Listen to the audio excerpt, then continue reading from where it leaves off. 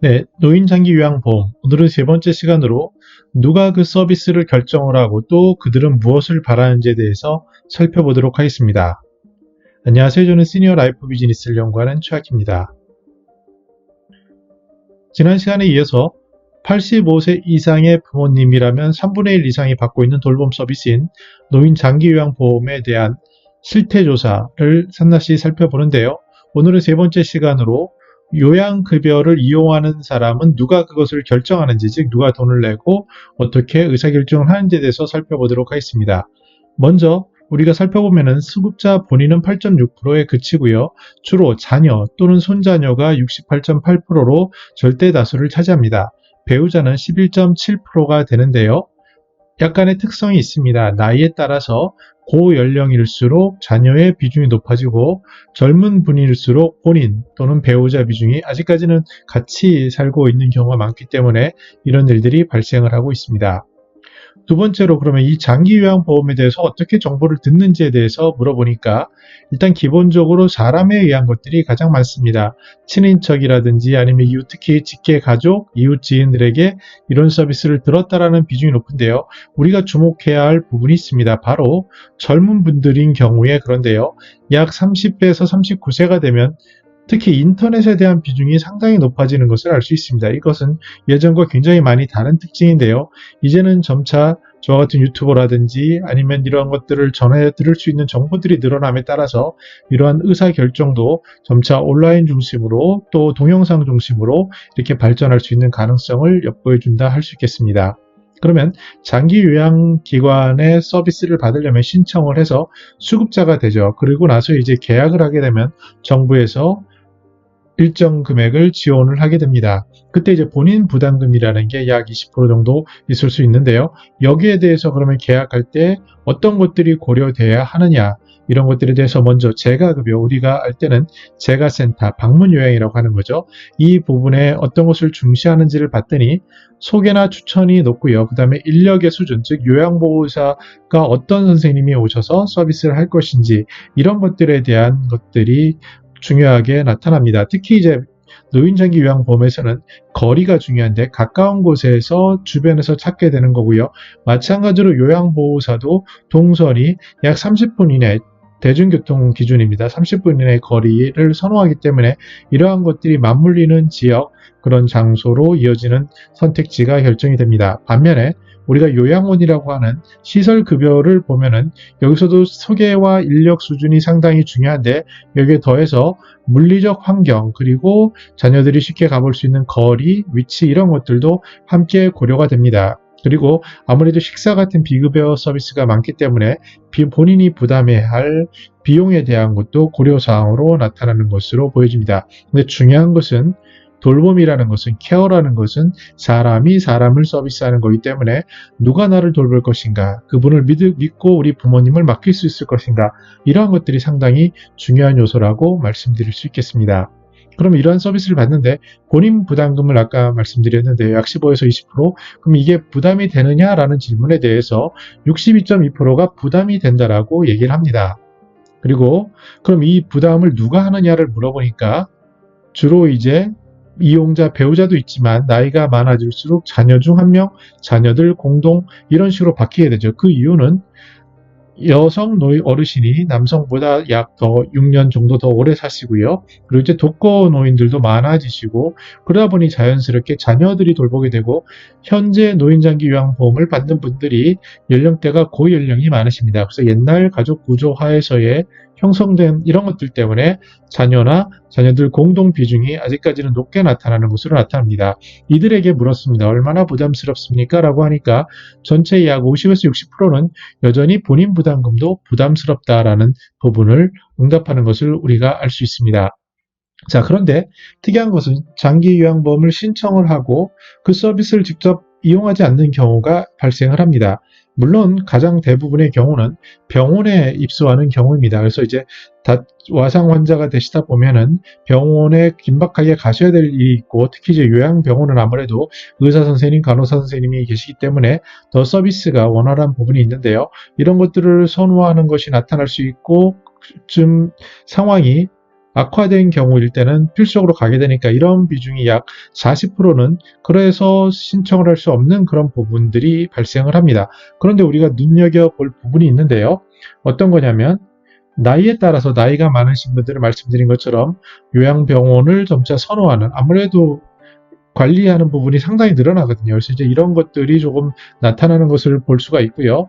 그런데 5등급 정도는 혼자서도 독립적인 활동이 가능하시거나 치매 인지 지원 등급 정도는 아직까지는 초기고 이 서비스에 대해서 시작 단계이기 때문에 약간의 어떠한 익숙하지 못한 부분들, 또 정보를 찾지 못하는 부분들, 그리고 가족의 도움을 꺼리는 부분들, 이런 것들이 복합적으로 발생을 하면서 이분들이 아직까지는 이용하지 않는 것으로 나타나고 있습니다. 물론 등급이 높아지면은 그 단계가 되면 정보를 찾게 되고 그 정보를 쉽게 주변에서 얻게 되면서 1등급, 2등급 환자들은 병원에서 시간을 보내는 경우가 많기 때문에 신청을 급여를 받지 않는 것으로 나타나고 있습니다. 요약하면 주로 병원에 입원하기 때문에 불가피하게 한 것도 있지만 아주 초기 단계인 경우에 특히 좀 젊으신 분들이나 아직 거동이 가능하신 경우에는 아직은 이러한 이유로 이용하지 않는 비율이 존재하는 것을 엿볼 수 있었습니다. 자, 그러면 이런 분들이 어떤 서비스를 가장 필요로 할까요? 그것은 바로 첫 번째는 식사와 관련된 겁니다. 일상생활이라고 하는 것은요, 집에서 지내는 것을 생각해 보시면 먼저 먹는 것이 중요하고 그리고 자는 것이 중요합니다. 그 다음에 너무 방 안에 한 공간에 있는 것보다는 이동하는 욕구가 가장 기본적인 욕구라고 할 수 있습니다. 그래서 삼시세끼를 먹어야 되는데 그 식사나 영양에 대한 것들에 대한 지원이 강하고요. 두 번째는 집에만 있을 수 없으니 뭔가 이동을 하고 싶고 지난 시간에 보신 것처럼 집과 동네를 못 벗어나시는데 이것을 차량을 이용해서 좀 더 병원을 간다거나 더 먼 곳을 가는 그런 지원에 대한 욕구가 강함을 알 수 있습니다.